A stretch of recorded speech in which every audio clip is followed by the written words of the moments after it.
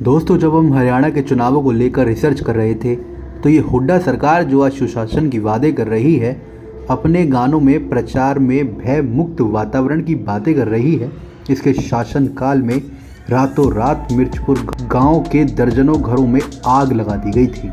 आग लगाई जाट समुदाय के लोगों ने, और वजह सिर्फ अहंकार। वजह वो जातिवादी मानसिकता जो आज भी वाल्मीकि और जाटव और मुख्यतः पूरे दलित समाज को स्वीकारने से परहेज करती है।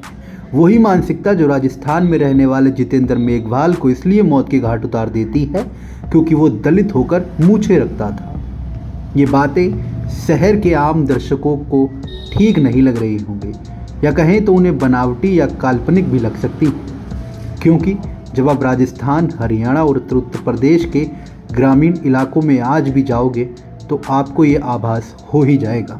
घोड़ी पर चढ़कर बारात निकालने और स्वर्णों के गांव से तेज आवाज़ में डीजे और संगीत बजाकर आप निकलते हैं तो आपको उतार कर पीटा जाता है, क्योंकि वो आंखें ये सब बर्दाश्त नहीं कर सकती जिन्होंने घोड़ी पर चढ़े लोगों को सदा गुलाम बना कर रखा। तारीख 21 अप्रैल 2010। ऐसी ही एक मानसिकता का शिकार हरियाणा के हिसार में पूरा मिर्चपुर गांव का दलित हुआ। रिपोर्ट्स में बताया जाता है कि बीती रात वाल्मीकि समाज की गली से 4-5 जाट समाज के लोग जा रहे होते हैं, जिन पर वाल्मीकि समाज के घर के बाहर बैठा कुत्ता भौंकता है, क्योंकि वो वहाँ पर पेशाब कर रहे होते हैं।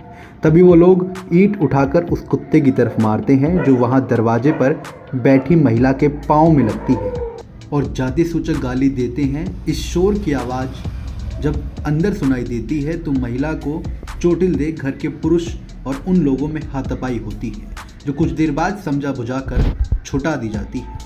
लेकिन ये कहानी इतनी आसानी से कहाँ ख़त्म होने वाली थी। अक्सर वो कहानी जल्दी ख़त्म नहीं होती जिसमें दलित समाज बराबरी से जवाब देते हैं। किस्से वो ख़त्म होते हैं जिनमें चुपचाप पुरानी धरोहर की तरह सब सह लिया जाए।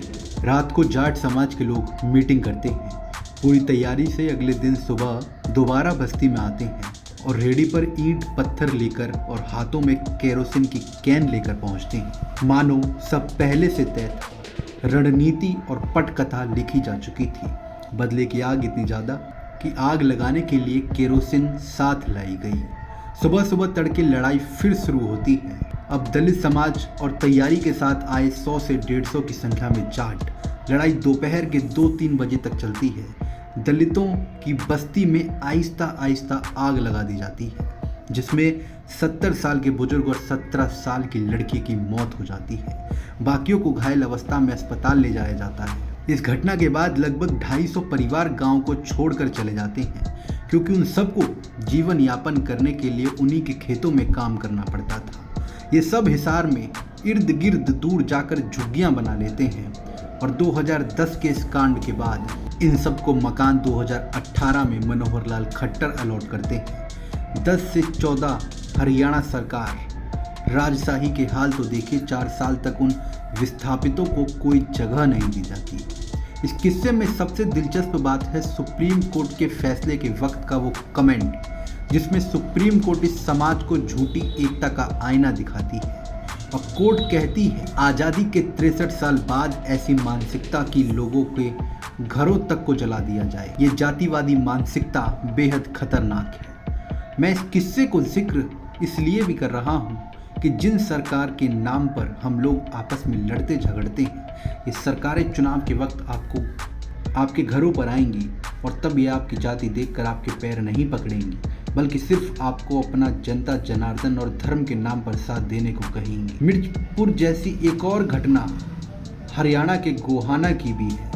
वो किस्सा कल आप चैनल पर देख सकते हैं। तब तक के लिए दीजिए मुझे इजाज़त। नमस्कार।